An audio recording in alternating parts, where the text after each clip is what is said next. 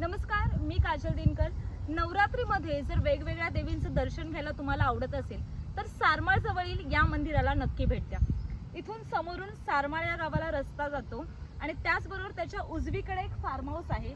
या form house मध्ये कालिका मातेचं खूप सुंदर असं मंदिर आहे। चला तर व्हिडिओच्या माध्यमातून आपण कालिका मातेचं दर्शन घेऊया।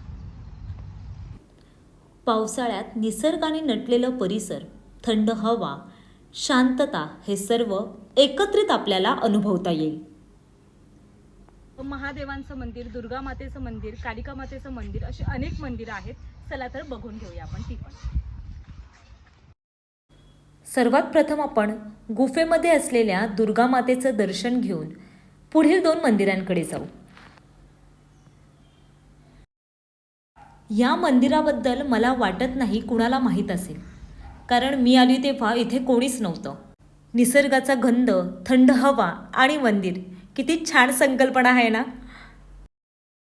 मला अशा सुंदर निसर्गरम्य वातावरणातल्या मंदिरांना भेट द्यायला खूप आवडते।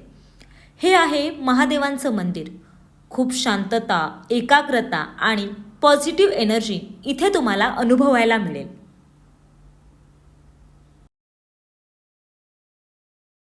महादेवाचं दर्शन घेतल्यानंतर आता आपण जाऊया महाकाली मातेच्या मंदिराकडे। हे आहे महाकाली मातेचं सुंदर असं मंदिर। चला तर आपण आता महाकाली मातेचं दर्शन घेऊया। मी महाकाली मातेच्या मंदिराला भेट दिली, मातेचं दर्शन घेतलं। मग तुम्ही कधी येताय? कमेंट करून नक्की सांगा।